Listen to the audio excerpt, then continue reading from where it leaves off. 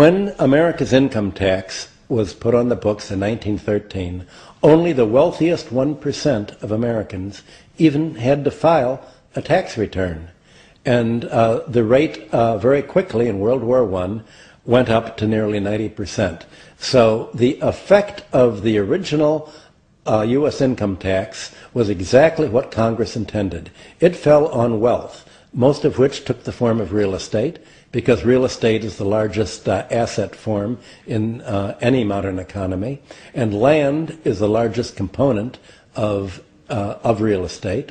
And the income tax also fell on financial wealth, securities, stocks and bonds, which were concentrated almost entirely in the wealthiest 10% of the population, as they still are today. So the original income tax, the original taxpayers were the wealthy. But under the last 100 years, almost 100 years, you've had the wealthy classes and their lobbyists for finance, real estate, and insurance chip away at the tax code, introduce small print, and change the tax system so the taxpayers are no longer the wealthy property owners, no longer the financial investors. It's labor and industry, but primarily labor. So you've had a huge tax shift onto the lower wealth brackets today that have maybe 20% of the wealth pay the great bulk of the income tax. In 1913, the original income tax taxed capital gains, mainly land value gains, at the same rate as normal income. Today, capital gains are taxed at only half the income rate. So Warren Buffett really said that he thought it was unfair that he should make hundreds of millions of dollars in income for himself every year, and he pays a lower income tax rate than his secretary, who makes something like $50,000 a year. The richer you are in America today, the lower the tax rate. The poorer you are, the higher the taxes you pay, not only in the form of taxes, but in the form of what used to be taxed, your Social Security and health care, which in other countries are funded out of the general budget on a pay-as-you-go basis. Today, this money is put aside in savings and invested in Treasury securities so that the government has enough money taken from the low, the workers, so that they can afford to cut taxes on the higher brackets. Because the cutoff of Social Security tax and health tax today is $102,000 per year. Over and above that, the wealthy don't have to pay. So the effect of of developing the Greenspan Committee's plans in 1983 to treat the Social Security and health care as a user fee rather than as something paid out of general population is to mean that the taxpayer is no longer the wealthy people, it's basically the workers. And the workers, the lower income families, are supposed to be bailing out the wealthy with this $8 trillion bailout under Bush and the $2 trillion more so far under Obama.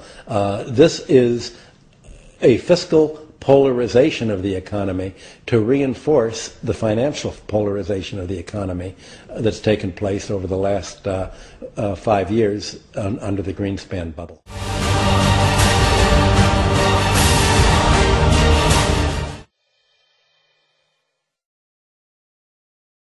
All of classical economics was about the labor theory of value and the price theory, the rent theory of pricing.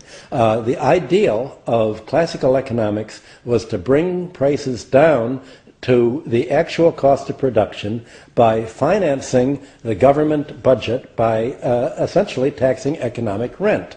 And the ideal from John Stuart Mill through Henry George, through Thorstein Veblen, and the entire progressive era in the United States was to base the tax system on economic rent, on income earned without any enterprise, without any cost of production, to get the excess of rental value over and above the actual cost of providing housing and office buildings, to tax monopoly rent, to tax the broadcasting spectrum, to tax mining, to tax everything, all the income that really was created as an access charge, as a toll booth to what was provided by nature.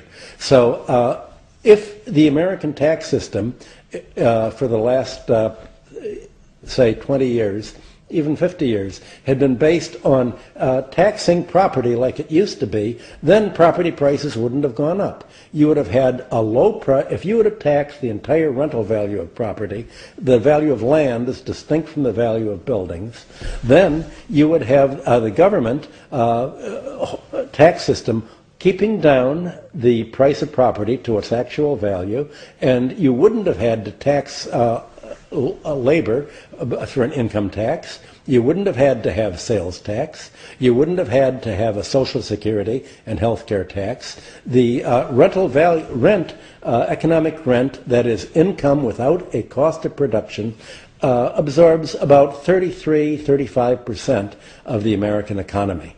And yet you no longer have the national income statistics making that clear. They conflate rent with earnings and profit, and so if you look in the national income and product accounts under the real estate sector and the FIRE sector, finance, insurance, and real estate, you have their rental income counted simply as earnings.